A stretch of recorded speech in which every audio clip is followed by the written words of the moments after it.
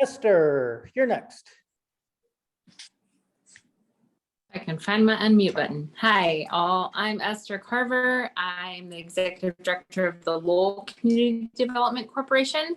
And so our CDC is in downtown Fresno, and we're working a lot on doing home renovations, multifamily properties, and building more quality, affordable housing. And then also helping our renters become homeowners. So it's a little bit of what we're doing. Thank you, Esther. And Jackie? Hi, I'm Jackie Holmes. I'm president of the El Dorado Park CDC Board of Directors.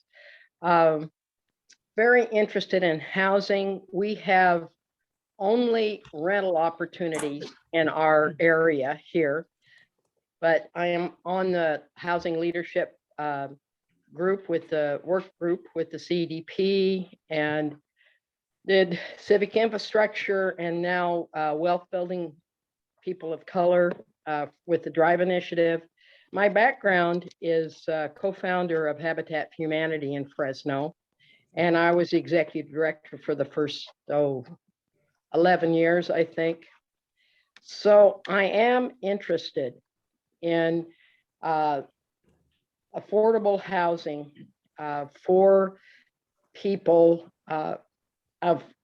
who are trying to get into the market, and some kind of a ladder of accessibility that we can develop. My family is also realtors. So, and I'm a property owner in our community, have an apartment complex. So I'm really interested in what approach you have. We tend to work with people one family at a time to get out. And I'm really interested in the support that you can offer us in our efforts. All right, thank you, Jackie. Ivan and Hector, we're introducing ourselves. Ivan, you want to introduce yourself? Yes, good morning, everyone. My name is Ivan Paz, and I'm with Fresno Metro Ministries, serving as the Community Engagement Manager for Better Blackstone. Nice to see y'all. And Hector. Hey, thanks, Artie. Good afternoon, everyone. I'm Hector Chavez with the Hidalgo CDC. Yeah, excited to hear what everyone's been up to. If you already shared, sorry I missed. No, you're good. You're good. Good timing. Mitch, pass it on to you for you and your team. Perfect. What I'd like to do is just introduce the people that are here with me. We all are a part of the ROFC, or the Realtists of Fresno County. We have our president, Lionel Akpovi, who is here, as well as our vice president, Aisha Allen. So let me have them introduce themselves, and anything that they don't tell you, I will follow up at the end. Lionel, are you there? Well, let's go ladies first. Aisha, may we start with you, please? Yes. Hi, good morning, and thank you, or good afternoon. Thank you guys all for everything that you guys are doing and your participation and being able to see how we can connect. I am Aisha Allen. I am one of the co-founders of Realtist of Fresno County and the first vice president. I also participate in the real estate industry as president of Women's Council Greater Fresno, as well as on the chair of the Diversity Committee for the Fresno Association of Realtors. Awesome, thanks. Lionel? Yes, thank you. And as Aisha and Mitch have mentioned, we're very grateful to have this conversation, and we thank you guys for giving us an opportunity to be here today. My name is Lionel Akpovi, and I am also one of the founders of Realtist of Fresno County. And just to kind of give you a broad background on what Realtist of Fresno County is, we are a local board chapter of the National Association of Real Estate Brokers. Within that is the umbrella of the California Association as well. So, you know, we are just a small part of a national movement, you would say, right? Our focus obviously is all things Fresno County. And, you know, our mission has been to educate, empower our community. And we do so through various activities in the community, whether it's the educational or community involvement. So, you know, we try to be as immersed in our community as we possibly can, but the ultimate goal is to increase homeownership in our underserved Black communities. That's really it. So that's a little bit about me, and then we're just excited to be here. Go ahead, Mitch. Thanks. I'm Mitch Shaw. I'm the chaplain for the Realtist of Fresno County. And as Lionel mentioned, the national arm of this is the National Association of Real Estate Brokers. And I don't know if many of you know, that was founded because there was a time in the United States when African Americans were not allowed to be realtors or real estate agents. So hence this was formed. So we are very much wanting to help, obviously, people of color, but it's my belief that if you can't help all, then you're really not helping anyone. So it's not just people of color that happen to be Black. You might be Asian, you might be Hispanic, you might be handicapped, you might be LGBTQ. Poverty might be what it is. Anybody that is not getting a fair shake in regards to housing is who we're here to help. So we're just excited about being here with you guys. Our hope is just that we can answer any questions you have about us. And then as you guys kind of decide what you're doing and just kind of find out where we're fit, because we are really, this arm is so big. You've got the credit repair section of it. You've got the loans, you've got educating people on housing, all these different arms. So as opposed to us trying to do the same thing in a different direction, I think you'll find us to be very pliable and very easy to work with.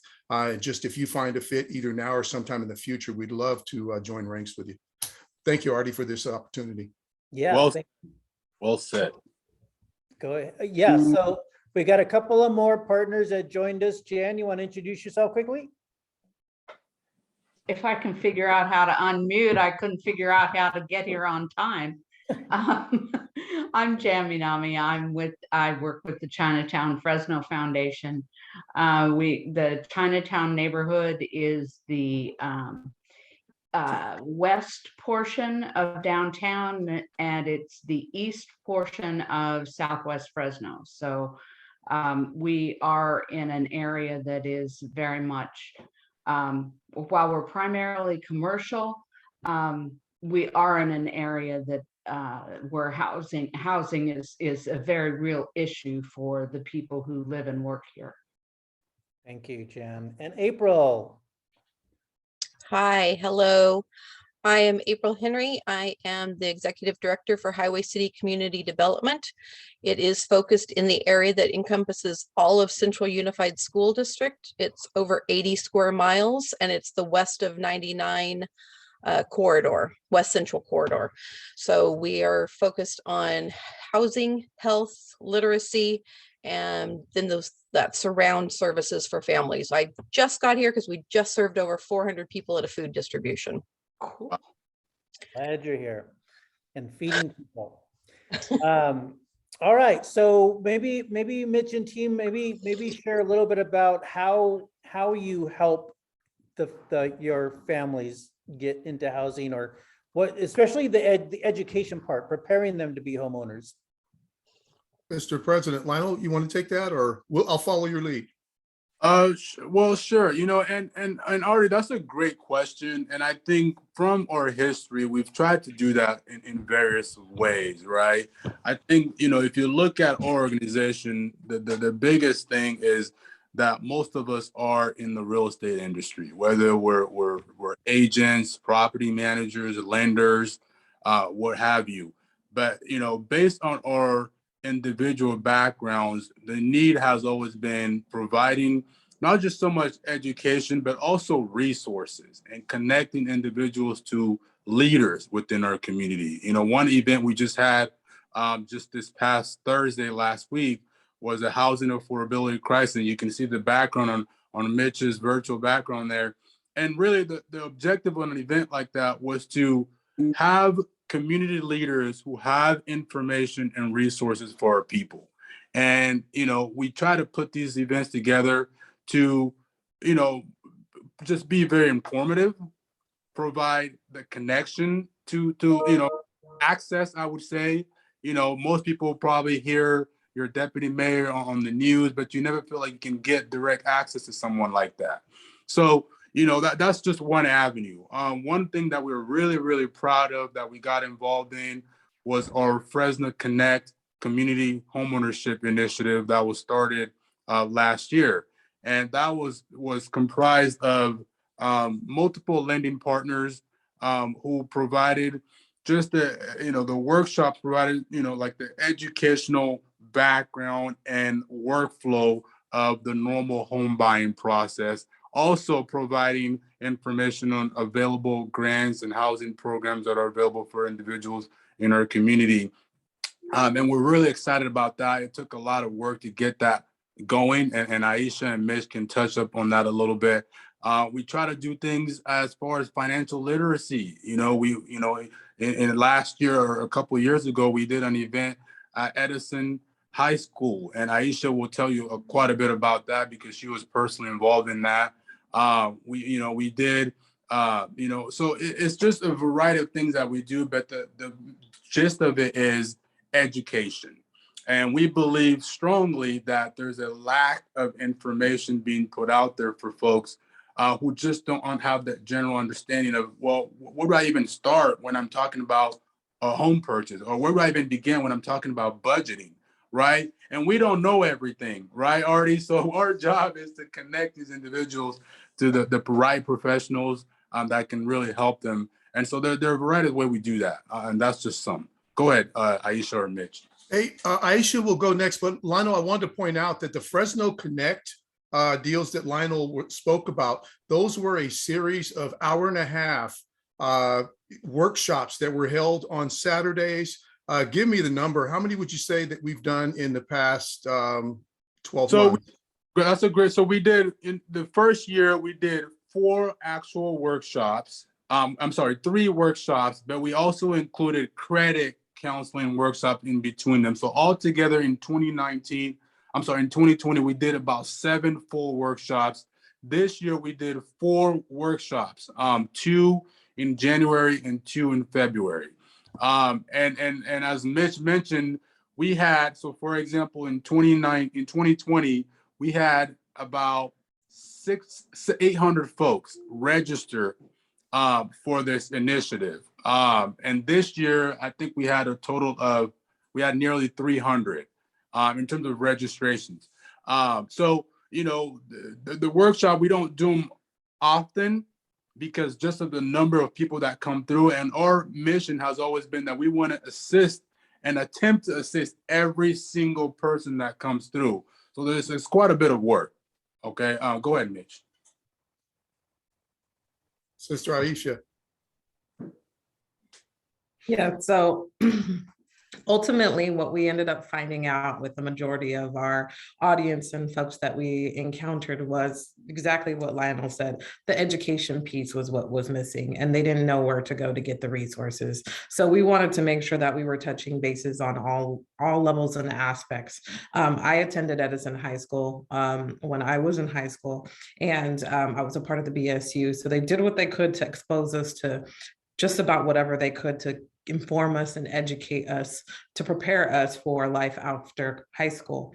And I always wanted to give back. So I was able to meet up with our advisor, who was still currently the advisor at Edison High School. And what they asked us to do was to meet with the BSU and to provide a financial literacy course for them, to educate them on the process. So we did, and we had a few little gift cards as incentives just to get the kids to open up and actually answer, because many of them were scared to have the wrong answer. So we used that as a tool to be able to get them to even just attempt to answer. And what we found was amazing. Many of the kids were more educated than we expected them to be as far as financial literacy, but the ones who thought they were very educated on it, I remember one student in particular came up to us after the presentation and said she loved money. Money was her thing. She thought she knew absolutely everything she needed to know about money. And she had a credit card, which scared the mess out of me at the age of 17, having a credit card, right? Not real, but she said she had no idea about the things that she should be considering, like keeping it under 30% of usage, and just in general, like what should you be using it for and how should you utilize it as a tool to leverage for your own self and benefit. And so afterwards, she said she appreciated us, and the students wanted us to return again to continue to provide them education. Another thing that we realized also was, like, for many of those students, their parents were not educating them on finances because it's such a taboo conversation to have.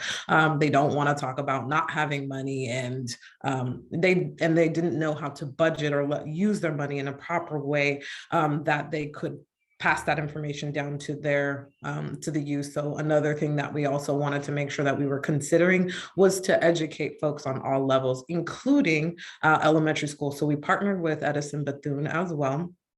We did a backpack drive. 2019, we covered backpacks for the third grade class. Our idea in mind was to provide other ways to be able to be a support to these families, to be able to reduce some of their expenses in one way or another, so that the funding that they use for these to be able to support their kids can be used to allocate it to something based off their budget to help better their situations and circumstances. So we did that. And then the following year, we were able to provide backpacks for the entire school. So that was another feat that we were great to be able to do. And then on the third level, which would be dealing with adults and being able to provide the home buyer workshop programs to be able to educate them on the whole home buying process without feeling the pressure of having to feel like you have to buy now that you've met with us. And it's really a tool to be able to provide them with the information and education they needed. And while we created that initiative, we knew that there were several pieces that were going to be needed to be able to help these folks not only become homeowners, but be successful homeowners. And that key piece was to partner with a credit counseling agencies. And we've actually partnered with 2 credit counseling agencies to be able to educate them into a system with the credit piece, because a good majority of those folks that came through the workshops needed credit assistance. They just weren't where they needed to be in that capacity. And some of them just had no idea of how to budget their finances. So they've been with the partnering with the credit counseling agencies. What happens is once they came through the home buyer workshop, we sent them the list of lenders and our Realtist team members that could assist them directly if they wanted to start working one-on-one to start moving towards the process. And for those that were not ready credit-wise or financially, they go through the credit counseling agencies to get prepared. Once they're gone through and now qualified to buy, then they send them back to us, where we work with them to prepare them for their home buying journey, whether it's today or 2 years down the line. We game plan based off their circumstances on getting them prepared to buy. So we're covering a couple different bases when that comes into play to make sure that we can help these folks in our communities and the underserved, and that's generally the case. And we want them to understand that we are completely aware of the trials and tribulations that a lot of these folks have gone through. And we want them to have a safe place to come to be able to get their questions answered without feeling like they should be more knowledgeable of the circumstances, and that they have folks who are going to work with them hand in hand to get them all the way across the line. And then some to continue to be able to assist them. So the credit counseling agencies also provide budgeting, financing, and also courses on information on how to like, for example, insurance and home warranty, and how to continue to maintain those properties and to continue to be successful homeowners as well. So that's kind of some of what we got going on, and we're definitely excited to be able to be a resource to our community. Well, cool. I will wrap up. Thank you all, everybody on this call. I won't name you guys all by name for being so generous with your time and for listening to us. I wanted to just point out that we are very much nonpartisan in what we do. And by that, I mean that while we're all in the real estate business, we're not trying to sell homes. This is a labor of love. I talked to the Lord one time. I said, hey, God, I thought you wanted me selling houses, but he's got me over here helping people in need. So that's one of the things that I'd like to say. And Aisha mentioned a few of the things that we do in the community.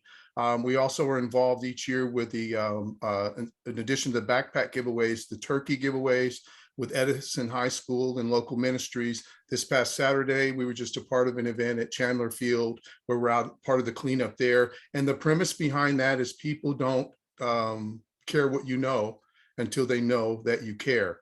So that's very much what we're trying to do with people. And it's real. We found that it's really an emotional thing.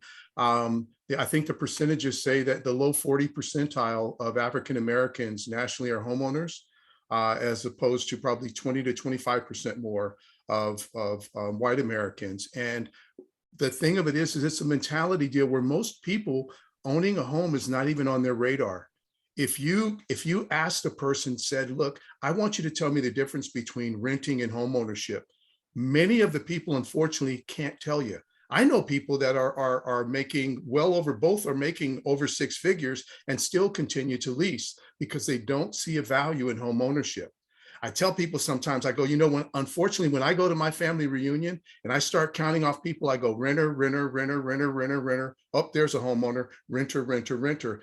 And it's, you go back, I mean, people look, their moms weren't homeowners, their grandparents weren't homeowners. So this is very much ingrained in this cycle of being a renter. So it's oftentimes more than just the educational pieces that we talked about. It becomes very emotional, very mental. They have to trust the fact, what are you selling this home ownership? I don't know anybody around me that's a homeowner. What is there? Is this some type of gimmick? So we really have to get past those things, the emotional part of it. And then the emotional part is once they find out what it is, and then they look at their credit, then they become, fear sets in, they become embarrassed. So it's very much a human thing that we're doing. And any way that we can fit in with what you guys are doing, we'd be so glad to be a part of it. Thank you guys for your time. And Artie, thank you for having us. Yeah, for sure. So I want to shift to our partners because some of them are doing some of that stuff. So I want to hear from them and see, what do you think would be the best initial on-ramp to partner? Can I do a quick one because I gotta go? Does the Realtist, or is the Realtist willing to do advocacy for affordable housing? Absolutely.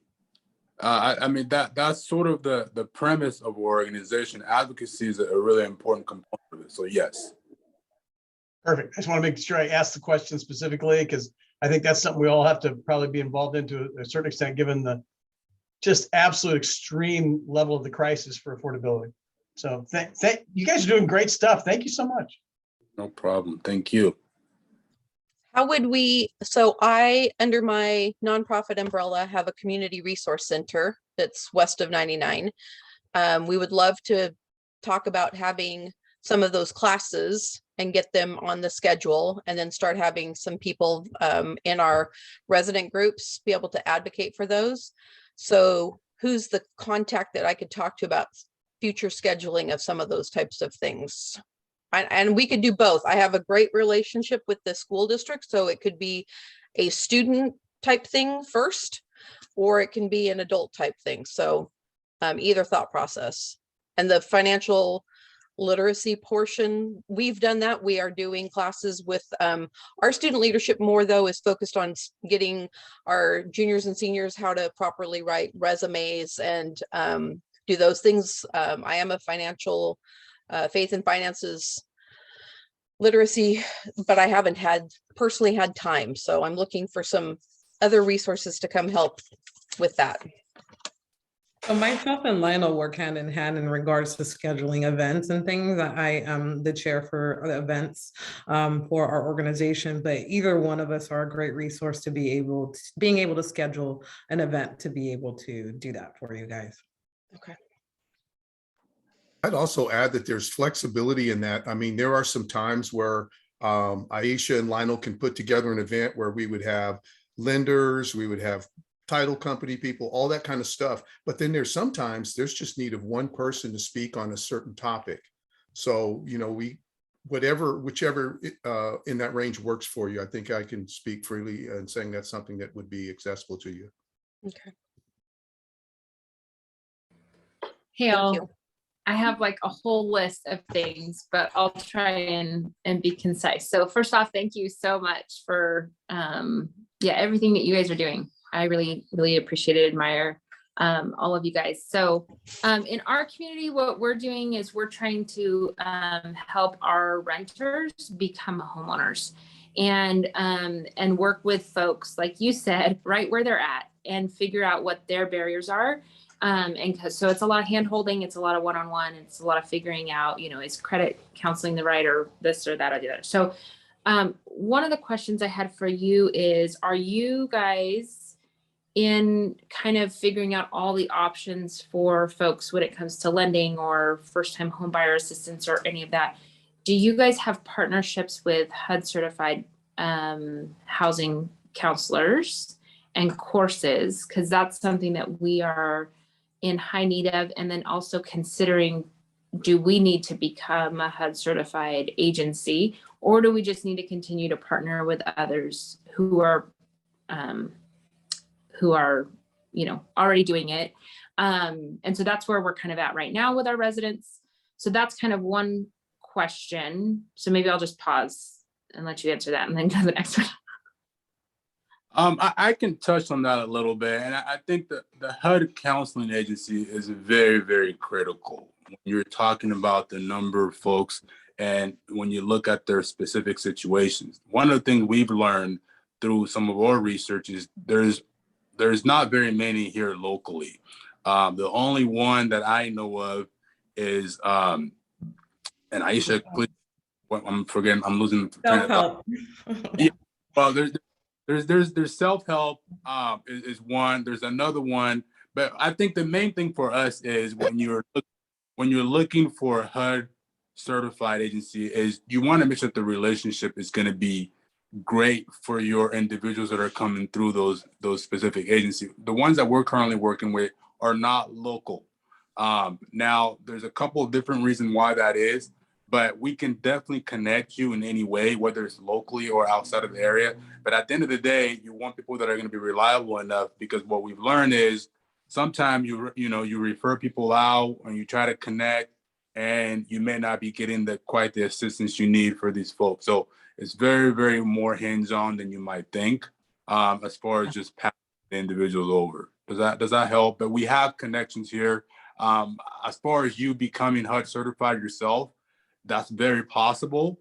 And there's processes for that, but we do have agencies that could help. Yeah. So we're partnered with Self-Help Enterprises as well for that. And we're working with Self-Help Credit Union on helping our undocumented residents get access to lending, because they're the only agency that we know of that's able to lend. So Right. yeah, so that's kind of where we're at too. I think I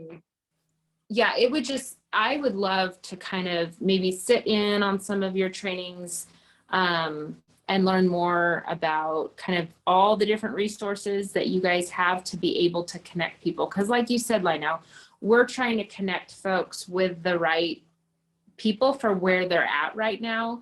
And so, it really doesn't do someone good if I just give them a list of lenders and be like, hey, go talk to these people and see what you pre-qualify for, right? Like, it really is a relationship and passing people off to the right person that's going to fit. And so, we're doing that kind of on a daily, weekly basis with our families. So I appreciate kind of learning about all the different things that you guys are doing. But when it comes time to getting them hooked up with a realtor or getting them hooked up with the right lender or the right sources, I think that's where I would really appreciate like a little bit better knowledge and relationship with you guys so that does happen well. And we do, yes. And one of the things that we wanted to make sure is that we had a whole artillery of lenders that we can access at any given moment, because everybody's circumstance is different.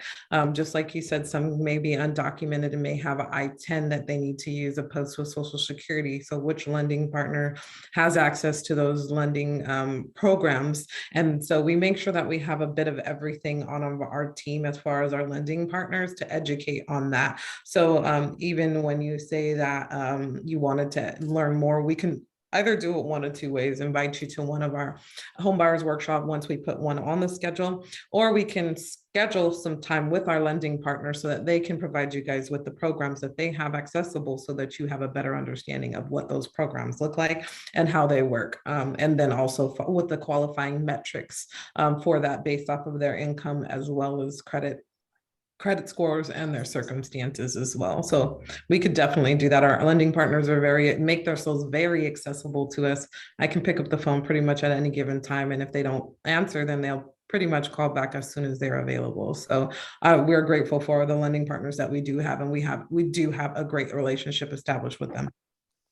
That's really great. Because I don't need to be the the expert on every single, topic and have all the relationships. But if I know how to connect someone or pick, because I've got everybody with all these different circumstances, right? And so not one program fits everybody's needs. And so it's really nice to know that you guys kind of have that all artillery. Yeah. And I could pick up the phone and call you guys and be like, okay, here's my resident, here's the rundown. How can I connect them best? Absolutely. And actually, one thing I want to add to that, is it Esther? Yes. Yeah. One thing I want to add to that is, so for example, we are currently on the City of Fresno website as a housing resource. And constantly the city sends individuals directly to us because they're in need of housing. They want to know, well, what sort of programs are available out there. And when we try to find out what their situation might be and who to connect them with, as Aisha mentioned, we do have a few lenders that we work with. There are many lenders out there. But what's great is we feel that our lending partners, even though they're competitors out there, we feel like there needs to be a cohesive relationship between them. So they all work together. So for example, we've had individuals go to Union Bank for the WISH grant. Well, this individual that comes through is not ready or they're overqualified for the WISH. Well, that same lender is connecting them to universal lending.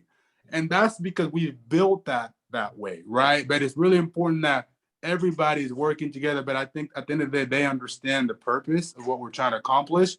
And it's not just about one lender closing the most loans or whatnot. It's about really helping these individuals. So yes, absolutely. If you have individuals who want to connect to it, we can do that. Or as Aisha mentioned, we can actually have an actual event where these lenders are here specifically to educate you guys or provide you with information on what their process might be. Yeah, that's really helpful. Thank you. Who would be the best person for me to pick up the phone and call and run through scenarios and say, how can we get this person connected? Here's their circumstance. You could really call either of us on this call. And what we'll do is, and Artie has our information already, and I'm sure he'd be likely to share that with you all, but any of the three of us on here foster everything through pretty, we streamline everything pretty well. So if you reach out to myself, Aisha, or we can connect you. Great. Thank you guys so much. Yeah, I want to say thank you too. I've never really, I think this is the first time I hear about a group like you guys trying to do this work. Since I started doing organizing, I've always been pretty, I've had a strong conviction that property ownership is very important, especially for people of color. This country and some of its discriminatory laws are all based off of, who owns land and who doesn't, and who gets to own land and who doesn't. And even till this day, we have borders, we have prisons, we have all of this stuff to keep people like barred away from those processes. So for me, coming from a culture that has had hundreds of years of colonization, terrorism, it's very important for me to really think about land critically. And I would say when I began organizing, I realized how important it was to work with homeowners, because in one neighborhood that I worked in, there was over 300 units of housing units available. Well, they weren't available, but they were there. A combination of apartments and houses, and only 27 homeowners in that community, and only 9 out of those 27 lived in the house that they owned. So when I knocked on doors and I was trying to get people involved, because there was a possibility, well, it was more of a threat that didn't happen, but of eminent domain, nobody cared. And out of the 9, only 5 people, which is a big percentage, 5 people actually got involved. Then later, when they just started knocking down the apartment complexes, guess whose phone number they were calling? I was like, sorry, too late. It's way too late. I came a year in advance, and now it's already, contracts have been signed and everything. So anyways, the work you guys are doing is great on various levels, and I'm just very, very, I guess, very blown away.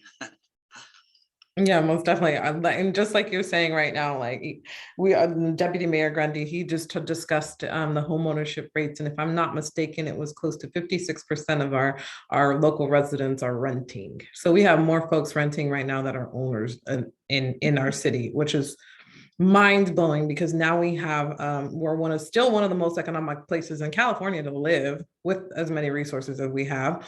And so now we have an influx of folks coming from the Bay Area and LA to come in and move. So that's another challenge that we're facing right now, or we're seeing right now. That is huge, very concerning to me, because now not only are now some of my clients are finally able to qualify and now they have their down payment and closing costs, but now they're being beat by folks with cash. And so how do you compete with that when all of your funding is wrapped up into that? So that's one of the conversations that we just had with Deputy Mayor Grundy, and also Tyrone Williams, who is the president of the Housing Authority. We were talking about resources such as that, like how do we get access to funding so that we can help our folks compete with the offers that are coming in and not only being beat by them. And then another step to that we hope to be able to reach in the near future, we will reach it in the near future, is to be able to buy our own apartment homes, housing units, so that we can assist some of these folks coming through our program so that they're not having to fight as hard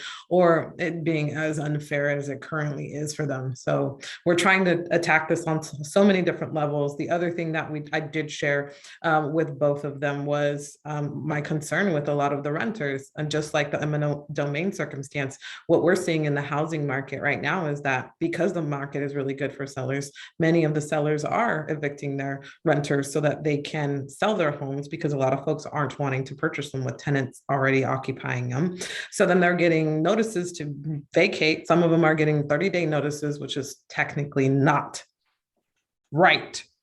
And they're not aware of their, their right to be able to combat it, or to, like figure out how to next steps. So also being able to figure out a solution for those folks that are getting removed from their rentals, and like, what do we do about that? So that's one thing that is super concerning to me.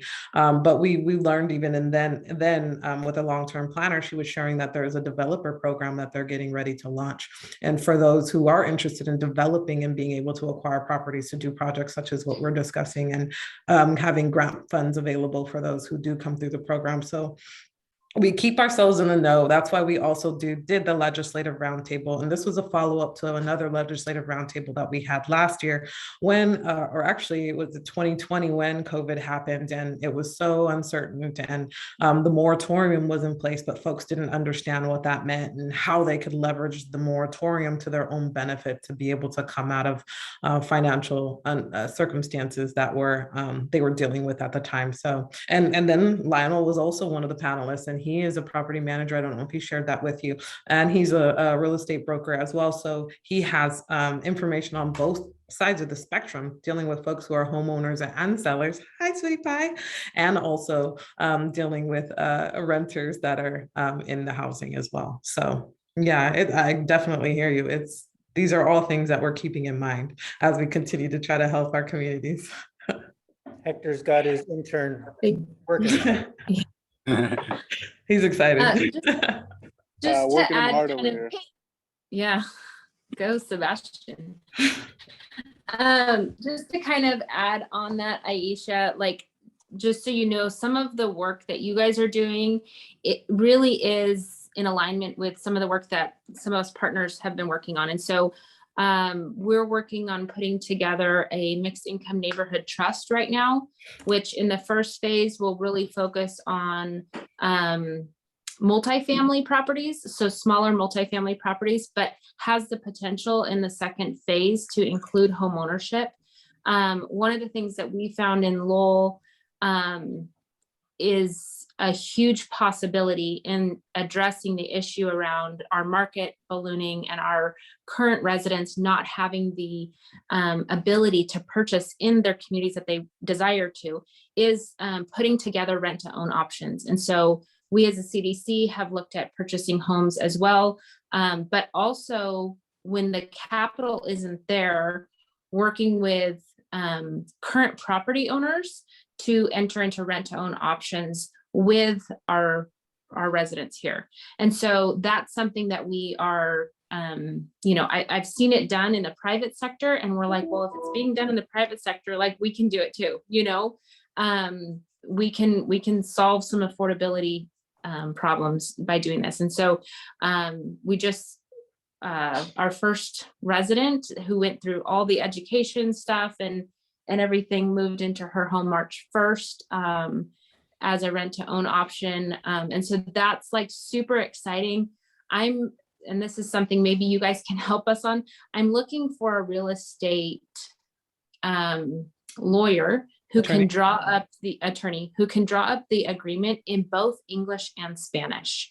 I don't necessarily want the agreement just to be in English because she's Spanish speaking, and we work really hard to get everything in the language that she can understand.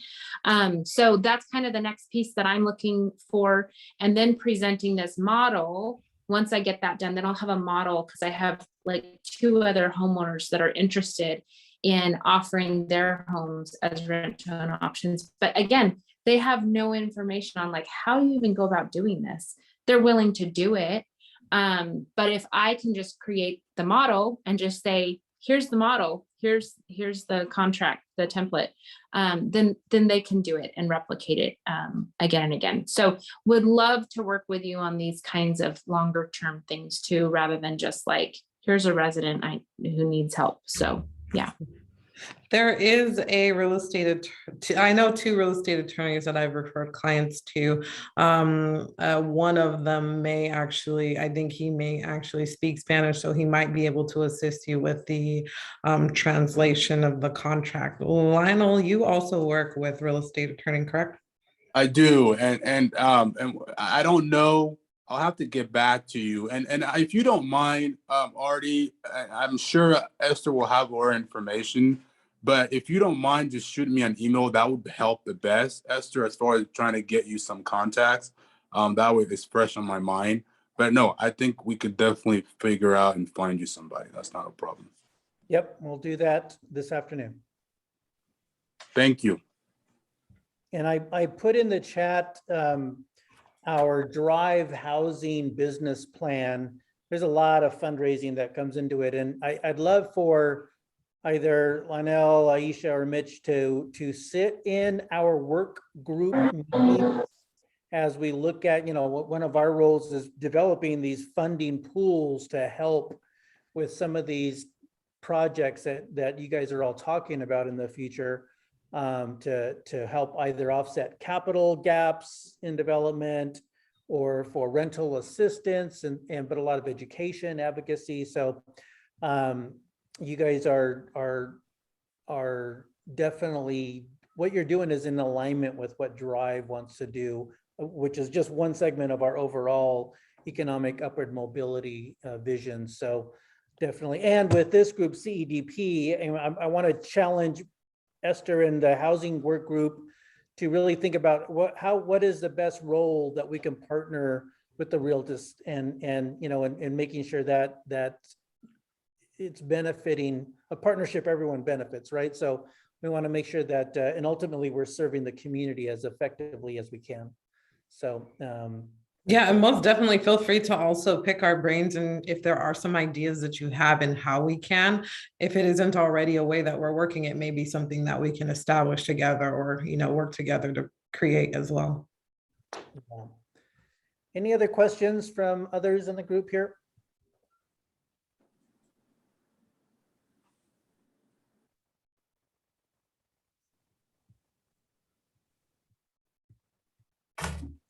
I will No email. question. Oh, sorry. Go for it, Hector. Oh yeah, I just really appreciate you guys' time and knowing that other people are thinking in this space and actually doing things about the things that they see and kind of the injustices that they see. So thank you for your time and your effort, guys. Really excited to work with you alongside you, all the above. Absolutely. Thank you. Thank you very much. We have a small group talking about investing in small rental properties as a way to build enough money to actually buy their own property. One of them is just about through his real estate license. So I think there are so many options out there. I'd like to see us do a workshop for CDP and maybe a larger, broader audience where we can really flesh out some of these things. And thank you very much for your presentation today. Yeah, I like that idea, Jackie, and something that I've been thinking about maybe for later on this year is some type of housing summit where we get a lot of the folks that were at that round table last year that I facilitated with Joaquin Arambula, Assembly Member Arambula. I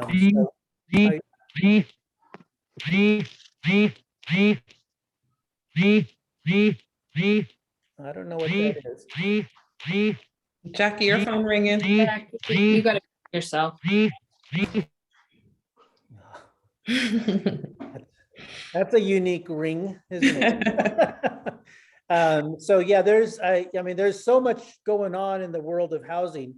That, you know, Esther mentioned the Mint. There's a community land trust conversations that Patience and Christine are working on, and what Drive is doing, and what CEDP within each of their neighborhoods are doing, because they're each different based on what's available in their neighborhoods. Right. So yeah, and there are ways to collectively share information and resources and build collaborations together, which is the purpose of this Zoom. So I see Esther is getting all those emails and phone numbers down right now, so she can directly connect with you now. So, but we'll make sure that this information and this recording goes out to all of our CEDP members.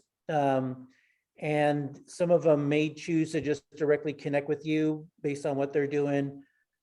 We might ask to invite one or all of you back to some follow-up conversations as they process more. But yeah, I think this was a good first conversation. Absolutely. Thank you for having us. And please keep us in the loop. I know you mentioned you have something coming up for, you said the Drive, is that correct? Yeah, we have a Drive work group. We're going to have some meetings coming up later on this month and early next month. Okay. Yeah, definitely keep us in the loop, guys. We're really excited. I mean, like you guys said, it's really exciting to see other folks in the community that, you know, you guys have been doing this for a long time. So to be able to, you know, connect with you all, and I really appreciate you, Artie, for taking the initiative, and Mitch for making this happen, because we definitely are all about collaboration. And at the end of the day, it's about helping folks that need it. So. Yeah. Well, Mitch is my brother. He and I, we'll just keep working with each other. Absolutely. All right, friends. Well, I appreciate you all. We will no doubt either collectively or individually be reconnecting with you guys. So, All right. Thanks a lot. Great meeting, everybody. Take care, Artie. Always good seeing you, brother. It's an absolute pleasure. You guys have a great one. Have a good day. Bye, all. Bye-bye.